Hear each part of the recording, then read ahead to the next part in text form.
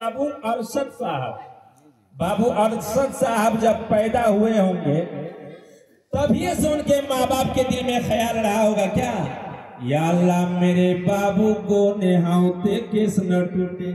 गांव घर में यही कहते हैं, मेरे बाबू को नेहावते किस न टूटे।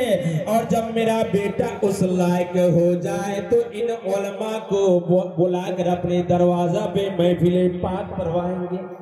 ये सब की ख्वाहिशें होती है, इसलिए कहा ये जोड़ी अरे से आजम से मुकर्रर हो के आए हैं, हो कर आए हैं। बोलिए सुभान अल्लाह। ये जोड़ी अरे से आजम से मुकर्रर हो के आए हैं। खुदा ने अपने कुदरत से दुल्हा दुल्हन को बनाया है, दुल्हा दुल्हन को बनाया है।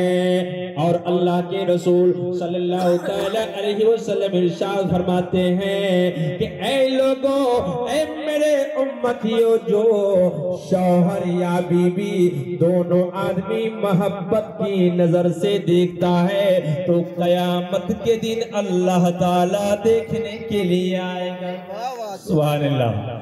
और हदीस पाक में आया है, अगर किसी का शौहर है और अपने शौहर के बगैर हुक्म के खिदमत करने के लिए जाए तो अल्लाह ताला इतना सवाब देता है कि 7 भर सोना को खरीदा और अल्लाह की बारगाह में लुटा दिया।